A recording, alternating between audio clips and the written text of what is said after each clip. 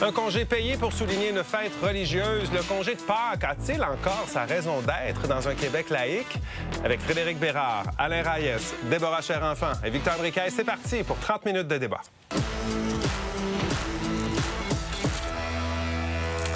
Vendredi Saint, lundi de Pâques, Noël, ce sont, je dis Noël parce que je sais que c'est ce qui va faire le plus réagir, là, mais ce sont les jours fériés de tradition religieuse qui existent encore au Québec, dans notre Québec. C'est pas mal moins qu'en France où on compte là 6 fériés d'origine catholique dans le calendrier. Mais dans une province qui est officiellement un État laïque depuis 2019, certains ont l'impression de marcher sur des œufs lorsque vient le temps, ouais, peut-être des œufs de Pâques, vient le temps de remettre en question la légitimité de ces fêtes. Si l'on associe maintenant la fête de Pâques à la chasse au coco en chocolat, plus qu'à la résurrection du Christ, il faut se le dire. Sachez que les deux sont tout de même liés. Pourquoi on mange des œufs en chocolat à Pâques? Dans ma quête de savoir, je me suis rendu à la chocolaterie Chocolaga pour essayer de trouver une réponse et voir comment on se prépare à Pâques. La fin du carême. C'est ça, hein? C'est la fin du carême, Maxime. Hein? Guillaume et moi, on pratique le carême intermittent.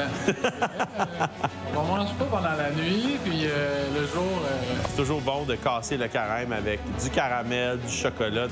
Avant d'être en chocolat, les œufs s'étaient déjà associés à Pâques. Dans le christianisme, Pâques, c'est la célébration de la mort et la résurrection de Jésus. Ça arrive après 40 jours de carême où certains croyants font le jeûne.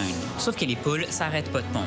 À l'époque, les œufs s'accumulaient donc pendant le carême et on finissait par les donner, les peindre à la fin de la fête. Mais la symbolique et la tradition derrière le fait de donner des œufs peut remonter jusqu'à l'Antiquité, avec entre autres les Perses qui donnaient des œufs pour célébrer le renouveau et l'arrivée du printemps. Au niveau chocolat, il faut attendre au 18e siècle en Europe où on va commencer à remplir des œufs de chocolat et avec le temps, ça va s'industrialiser et se populariser. Bon, pour l'explication derrière l'arrivée du lapin de Pâques dans tout ça, faudra attendre à l'année prochaine. Manquette peut-être de temps pour son reportage. Notre question ce soir, est-ce qu'on devrait abolir les fériés pour les fêtes religieuses? Premier tour de table, rapidement. Frédéric, qu'est-ce que tu en penses? Bien, absolument. On vit dans une société laïque, on l'entend souvent. Pour moi, la laïcité, c'est quoi? C'est la neutralité religieuse de l'État, c'est-à-dire l'État qui ne prend pas faveur ou défaveur en position, une position X ou Y. Ouais. Ça ne vise pas les individus, mais ça vise l'État de manière générale. Alors, dans ce cas-ci, si on est pour offrir un congé, encore faut-il qu'il soit laïque. Alain. Je préfère plus un. Puis oui, mais je dirais pas on est une société laïque, je dirais on est une société qui se dit laïque. On essaye, on le répète, mais est-ce qu'on est vraiment cohérent? Et si on serait cohérent, ça devrait pas être à l'État de dicter le calendrier des journées fériées. On devrait laisser chaque personne décider ce qu'ils veulent faire de ces journées. Déborah. Moi, je suis contre parce que ce serait effectivement avoir une mauvaise compréhension de la laïcité de l'État. On vise beaucoup plus la neutralité. On ne vise pas l'effacement du patrimoine collectif. Et j'ai envie même de rajouter, c'est pas parce que le gouvernement de la CAQ a eu une mauvaise compréhension de l'application de la loi de la laïcité que moi aussi, je dois faire la même lecture et suggérer l'abolition de ces congés fériés. Donc, on aura le temps, l'occasion d'en débattre un petit peu dans quelques instants. Oui. Victor. Attention à une chose, ce n'est plus une fête religieuse, c'est une tradition culturelle d'inspiration religieuse. Et c'est pour ça que je suis contre l'abolition de ces fêtes-là. Nous devons protéger notre culture, mais nous devons aussi nous assurer de respecter les traditions judéo-chrétiennes qui le sont et qui nous permettent aussi de garder une certaine cohésion sociale et économique. On pourra en parler plus en détail. Alors, on a le clan du oui d'un côté, le clan du non de l'autre. Allons voir ce qu'en pensent nos téléspectateurs. La question est en ligne depuis 17 heures. Alors, 20 des internautes pensent que oui, on devrait abolir les fériés pour les fêtes religieuses, alors que 80 des internautes pensent que non. On efface tout ça, on recommence. Quand vous êtes prêts, vous balayez le code QR qui va apparaître. Écoutez un petit peu nos débatteurs, un peu ce qu'ils ont à vous dire là-dessus. Quand vous êtes prêts, vous allez voter. Vous commentez par courriel sur X ou sur Blue Sky si le cœur vous en dit. Et dites-nous également au passage quel débatteur a les meilleurs arguments. On verra en fin d'émission comment ça va se terminer tout ça. Je vous rappelle que vous avez vos interrupteurs. Mais avant de plonger dans le débat, vous avez eu un beau congé, Pascal? Oh que oui. Oui. Est-ce que on vous est tous allés à l'église en passant. Ouais. Certains sont faisant une sondage. OK. Non, mais allons-y. Tiens, tu mets ça sur la table. Qui est allé à l'église pendant son congé, Pascal? Déborah, non. Non. Mais tu dis malheureusement parce que normalement tu l'aurais fait. Effectivement, mais tu l'as pas fait. Je ne l'ai pas fait. Okay. Mais j'aurais pu. Oui, parce que c'est super important. Je reviens sur l'aspect de cette inspiration. Hein? Ouais. Parce qu'aujourd'hui, le congé pascal est beaucoup plus qu'une fête religieuse pour les Québécois. J'étais moi aujourd'hui à Cabane à Sucre. D'ailleurs, je salue les gens que j'ai rencontrés là-bas qui écoutent les débatteurs. On les salue si vous étiez à la Cabane à Sucre aujourd'hui. À tous ceux qui étaient à la Cabane à Sucre. Non, Victor jouait à la vedette entre deux palettes de tir. on a eu beaucoup de plaisir, mais c'est de voir les gens, c'est des familles qui se réunissent pendant le congé pascal. C'est des gens qui vont à la cabane à sucre. La tradition des sucres tombe aussi dans cette période-là. Donc, il y a une tonne de traditions familiales qui se sont justement développées autour de cette culture-là. Ce qui fait qu'aujourd'hui, la religion, oui, elle passe en arrière-plan. Et c'est moi ce qui m'amène à dire qu'à un moment donné, il faut aussi accepter cette intégration que l'on a historique de la religion dans notre culture. Et si on efface tout ça, ben c'est là où est-ce qu'on efface aussi une partie de notre culture. Et je rajouterais effectivement, pour illustrer cet aspect beaucoup plus héritage, oui, judéo-chrétien, mais c'est beaucoup plus une célébration culturelle, comme dit Victor, parce que ce n'est pas parce qu'on va à l'église qu'on est obligé d'aller, qu'on peut bénéficier de ce férié. Il y a beaucoup de personnes qui font pas la messe de minuit, qui ne croient même pas en Dieu, qui sont athées et qui profitent de ce congé de férié-là parce que c'est un héritage de la société dans laquelle on vit aujourd'hui. Donc, ce n'est pas au nom de la religion que certaines personnes se revendiquent de ces congés-là, que ce soit Pâques ou Noël, mais tout simplement parce qu'aujourd'hui, c'est ancré dans les traditions du pays, de la province dans laquelle on évolue, et c'est pas une raison pour laquelle on doit les abolir parce qu'aujourd'hui, on revendique un État laïque. Donc, il y a quelque chose d'historique dans ces congés-là, qui d'ailleurs, petit moment de loi là-dessus, officiellement, il y a un congé férié obligatoire, c'est le vendredi saint. Là. Article 60 de la loi sur les normes du travail. On a Noël et on a vendredi saint qui sont consacrés comme des congés fériés religieux, évidemment. Alors, le vendredi saint, parce qu'on parle du lundi de Pâques également, l'employeur a le choix. Là. Il peut donner le lundi en plus, mais le vendredi est obligatoire. C'est exact. Ce qui fait qu'il y a une partie des gens qui travaillent aujourd'hui puis d'autres qui travaillaient pas. Comme nous, disons. Aujourd'hui, on est en nous, c'est pas du travail, nous, on vient avoir du plaisir. Oui, c'est ça. Mais il faut nous payer quand même, hein, c'est pas grave. Ça va. L'administration a compris. Inquiète-toi pas. Tu vas avoir ton chèque. Tu te plus, là. C'est ça. J'ai un droit de regard, semble-t-il. Non, je blague. OK. Des fois, il faut faire attention où on va. Sur l'aspect, justement, historique, t'as pas l'impression que enlever cette notion de religieux autour de ces congés-là, c'est d'effacer un peu notre histoire? Non, pas du tout. Puis c'est un peu comme la fête de Noël. On va la fêter tout le monde, mais moi, elle n'a plus aucune connotation religieuse. Puis j'enlève rien à ceux qui veulent la fêter de façon religieuse. Mais je me dis, on regardait le sondage 20-80, c'est plutôt peut-être l'inverse du nombre de pourcentage de gens qui vont à l'Église. Mais c'est comme si on se revendique ça, mais qu'on ne l'applique pas. Alors, je me dis, la société, elle évolue. Évoluons nous autres aussi, que cette journée-là soit une journée fériée, mais qu'elle ne soit pas nécessairement associée. Puis là, on est les judéo-chrétiens, mais là, le Québec, le Canada, est rendu avec des gens qui proviennent de plusieurs régions du monde, de plusieurs religions. S'il fallait que chacun des citoyens qui a une religion, on leur donne leur fête, puis on la rend fériée, on finirait plus, là, on travaillerait plus dans l'année. C'est là où on revient sur la tradition. Il y a des pays qui n'en ont pas en passant. Il y a des pays qui c'est purement culturel, je vais prendre vos mots tels quels, comme au Japon et en Chine.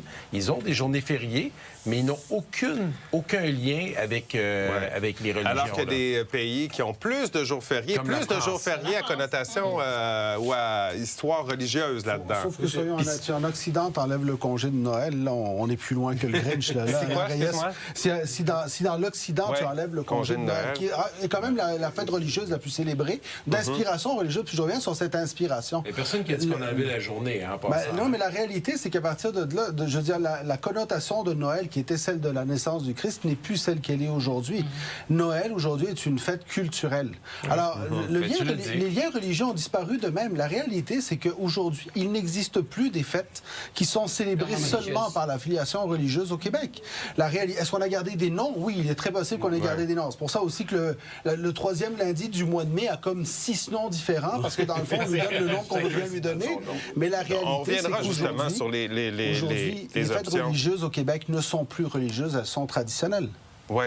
Ben, moi, je me demandais justement sur l'aspect, même à la limite, je ne sais pas si c'est un aspect légal, là, mais il pourrait avoir des demandes de certaines communautés religieuses en disant, t'as un peu, là, on est tant de pourcents à pratiquer cette religion-là au Québec, alors qu'on a le congé de Pâques, pourquoi nous, on n'aurait pas un congé officiel pour notre religion? Tu as tout à fait raison de le dire. Il y a un danger potentiellement, puis je précise 2 choses avant d'entrer là-dedans rapidement.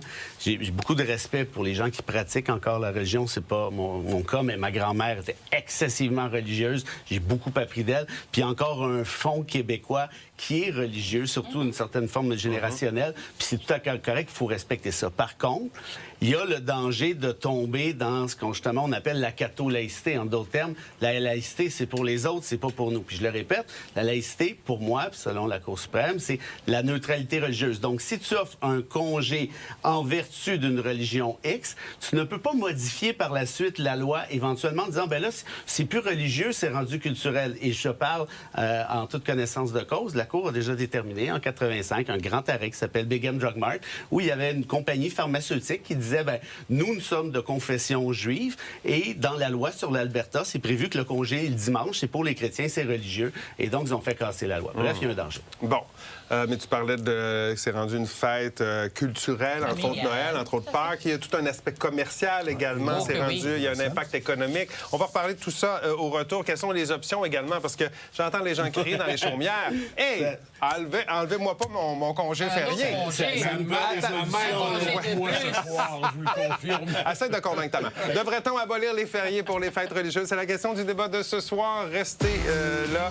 Après la pause, on va parler des solutions. Inquiétez-vous pas, on ne veut pas vous voler votre congé.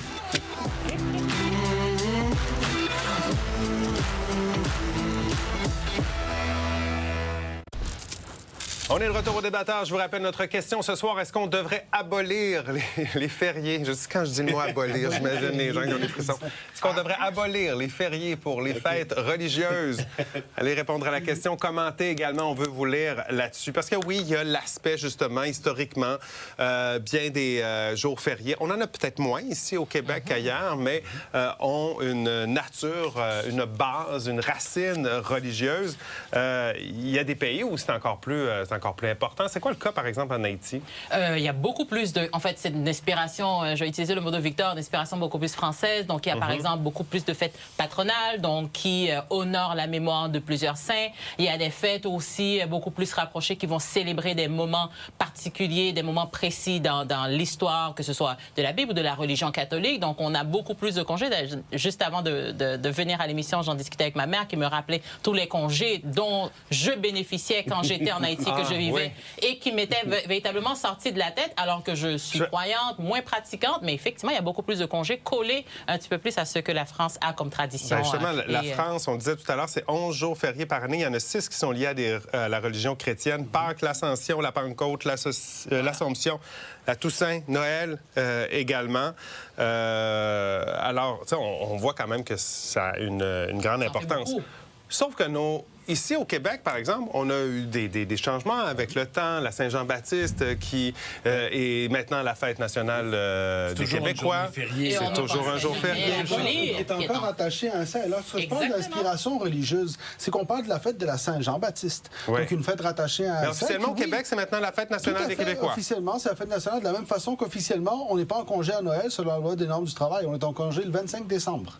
Et lorsqu'on regarde la loi sur les normes du travail, c'est le jour de Noël. Mais le congé est nommé comme étant le 25 décembre. Donc, il y a déjà un travail qui s'est fait de normalisation, mais à un moment donné, la question, c'est jusqu'où on va être prêt à aller pour essayer de faire disparaître les inspirations religieuses. Et il y en a plusieurs autres. Vous savez que le calendrier de 7 jours est une inspiration religieuse. Frédéric, ici, qui est un homme de droit, en droit et dans le monde juridique... De droit. OK. De droit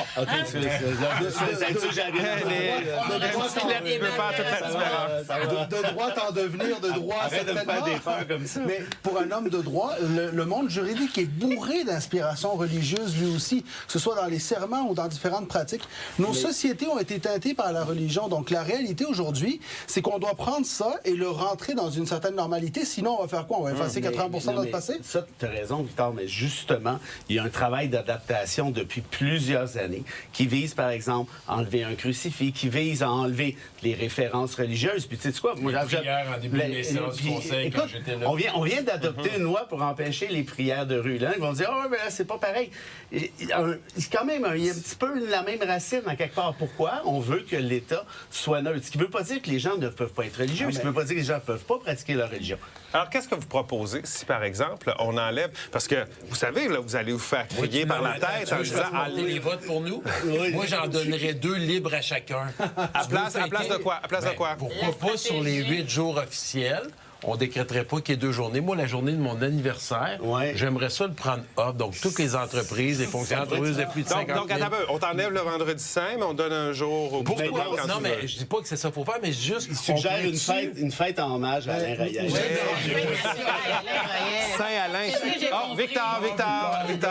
Moi, je vais prendre mon 10 secondes. La meilleure façon de s'assurer que ce soit le bordel, c'est de commencer justement à donner des espèces de journées volantes comme celle-là. Il y a une cohésion sociale qui fait que le vendredi saint ou le dimanche de Pâques, tout le monde est en congé. À partir du moment où vous enlevez ça, il n'y en aura plus pour personne. Mais on est comme les vacances illimitées, ça. Par contre, moi, je suis en faveur des journées flottes.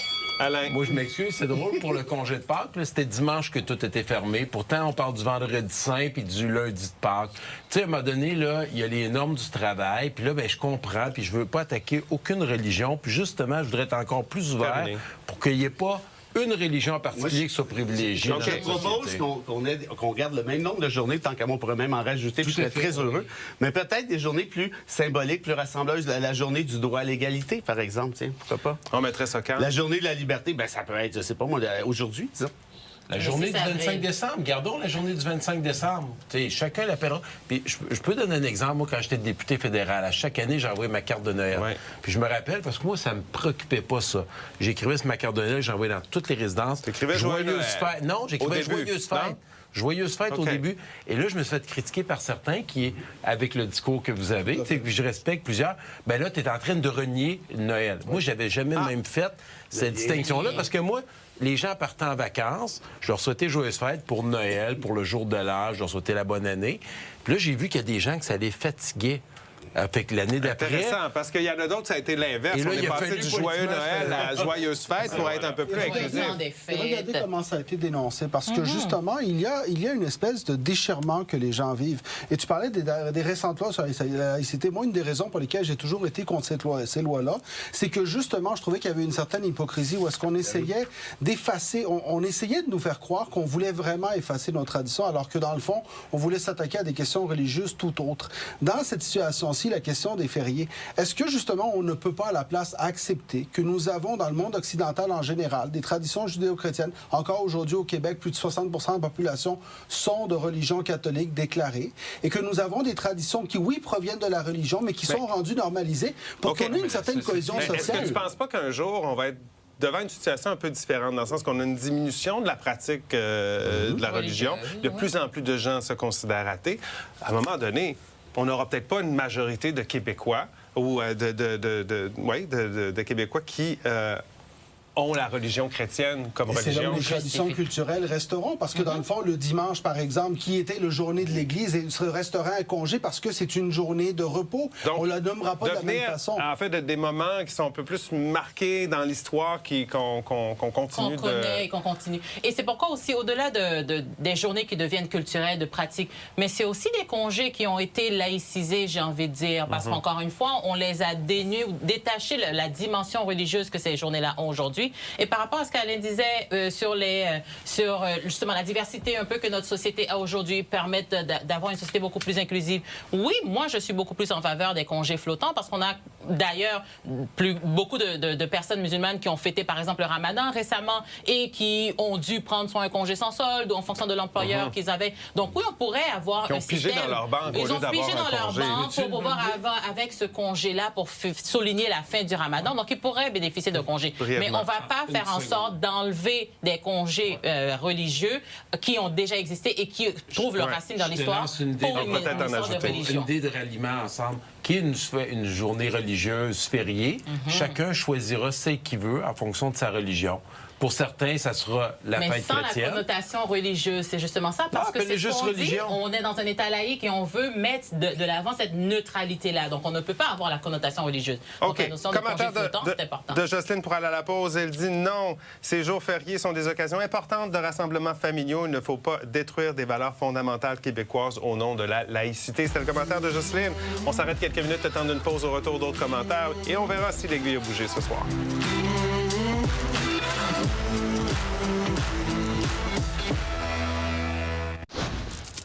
Devrait-on abolir les fériés pour les fêtes religieuses? C'est la question du débat de ce soir. Commentaire de Claudine, elle nous dit oui, je propose de remplacer le lundi saint par une journée de la famille ou par un congé férié pour le jour du souvenir, comme dans le reste du Canada. Isabelle nous dit non, on ne doit pas se dénaturer ni envoyer de messages comme quoi nous n'acceptons plus aucune religion. Et Martin nous dit non, nous devons nous souvenir d'où nous venons pour savoir où nous allons. Tu sais, je pense que personne autour de la table doit avoir moins de congés fériés. Hein? On en veut plus. J'en voulais plus. OK. Juste pour remonter un peu, moi puis Alain, on propose le double. En fait. 2 fois plus de congés. On ajoute des congés volants, là, puis OK. On veut faire dévier le débat ici. Peut-être un petit peu. Si, par exemple, tantôt, je donnais l'exemple qu'historiquement, la Saint-Jean-Baptiste, qui est encore célébrée dans d'autres pays, de façon... C'est encore une fête très religieuse dans certains pays. Ici, ça a été transformé. Même si on appelle ça encore un peu la Saint-Jean, c'est la fête nationale des Québécois. Est-ce qu'on ne devrait pas faire la même chose, par exemple, à Pâques? On a parlé de sirop d'érable, de temps des sucres, de rassemblements familiaux. Est-ce qu'on devrait changer le congé férié pour le vendredi saint à la fête des sucres, par exemple? La suggestion, une journée de la famille, c'est pas merveilleux, ça? Il y en a déjà, il y en a déjà une. Je me demande juste, qu'est-ce qu'on essaie de régler comme problème? Parce que, ultimement, il n'y en a pas d'enjeu. Les gens qui veulent le considérer comme quelque chose de religieux, ils pratiquent ce qu'ils veulent. Les gens qui le considèrent comme un congé tout à fait laïque peuvent le considérer laïque. Je veux dire, on est en train de parler de prendre du temps de législation pour faire quoi? Régler absolument aucun problème. C'est complètement ridicule. Si on pousse l'exemple, ce que disait Frédéric, c'est qu'ultimement, une majorité pourrait décider de vouloir eux autres aussi. Puis là, on rentrerait dans cette rhétorique-là où on aurait plusieurs autres fêtes religieuses. Si on veut éviter ça, rendons-les tous laïcs. Moi, je pense que c'est un compromis. Changer le libellé, effectivement, de certaines fêtes, tout en gardant... OK, on va aller voir les résultats. Les amis, on n'a plus de temps, là. 20 c'était... Pas 20 secondes, mais 20 c'était en début d'émission pour le oui, 80 pour le non. On termine ça comment? On termine ça comme ça. 10 pour le oui, 90 pour le non. Ça a bougé. C'est juste... On garde le jour férié. Victor, choix du public ce soir pour les meilleurs arguments. J'adore ton congé. Hey. OK. Je vous donne congé pour la nuit. On se retrouve demain. Passez une excellente nuit. J'espère que vous avez profité de votre congé férié, si c'était votre cas. Bye-bye, à demain.